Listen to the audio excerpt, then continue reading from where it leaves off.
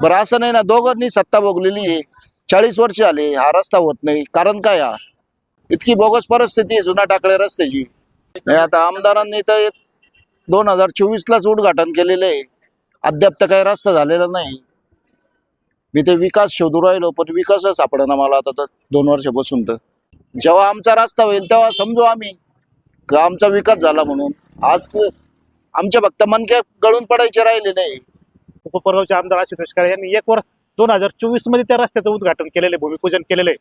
म्हणजे उद्घाटन तुम्ही दीड वर्ष अगोदर का आणि दुसरीकडे सांगता कोपराचा विकास झाला. आता यांनी सांगितल्याप्रमाणे आम्ही विकासच शोधू राहिलो ना. जर विकास झालाय तर ह्या रस्त्याचं काम काय होत नाही?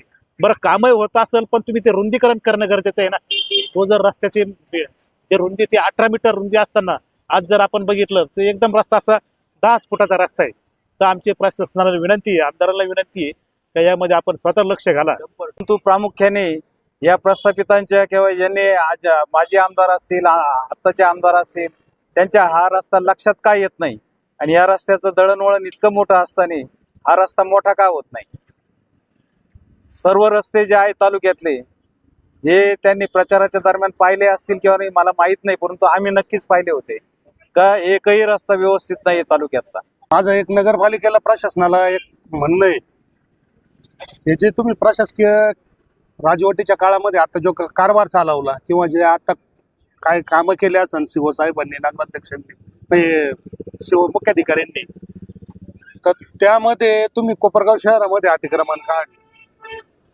तुम्ही म्हणता अतिक्रमण आम्ही खुणाक मारून अतिक्रमण काढलं, रस्ते मोठे केले. मग ठराविक रस्तेच का मोठे केलेले? आता हा जो रस्ता आहे, हे ज्या रस्त्याला बसलेले तो प्रभाग क्रमांक 1 नंबर, प्रभाग क्रमांक 2 हा हद्दवाढ भागामधला रस्ता आहे. तर मग माझं असं म्हणणं आहे, जर तुम्ही हद्दवाढ भाग केला, तिथले नागरिक जर तुम्ही नगरपालिकेच्या याच्यात घेतले, तर मग रस्ता तो तुमच्या याच्यात आला नाही का? तो नगरपालिकेच्या अंतर्गत मध्ये आलेला आहे.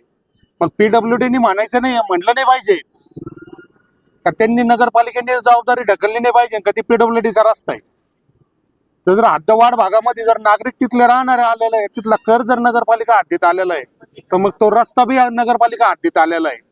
टाउन प्लॅननुसार रस्ता खुला करण्याच्या मागणीसाठी सामाजिक कार्यकर्ते विजय सुधाकर जाधव यांनी कोपरगाव तहसील कार्यालयासमोर सुरू केलेले आमरण उपोषण तहसीलदार महेश सावंत यांनी दिलेल्या आश्वासनानंतर स्थगित करण्यात आले आहे. जुना टाकळी रोड नाका येथील MDR 99 क्रमांकाच्या रस्त्याबाबत सार्वजनिक बांधकाम विभाग, पंचायत समितीचे BDO व संबंधित अधिकाऱ्यांची एकत्रित बैठक घेण्यात येईल असे आश्वासन तहसीलदारांनी दिले असून उपोषणाच्या दुसऱ्या दिवशी हे आश्वासन मिळाल्यानंतर विजय जाधव यांनी उपोषण स्थगित केले आहे. यावेळी ॲडव्होकेट योगेश खालकर, विनय भगत, तुषार विद्वंस, डॉक्टर आढाव हे उपस्थित होते. बातमी तुमचे, प्राधान्य आमचं. प्राधान्य न्यूज चॅनलसाठी प्रमोद पवार, कोपरगाव.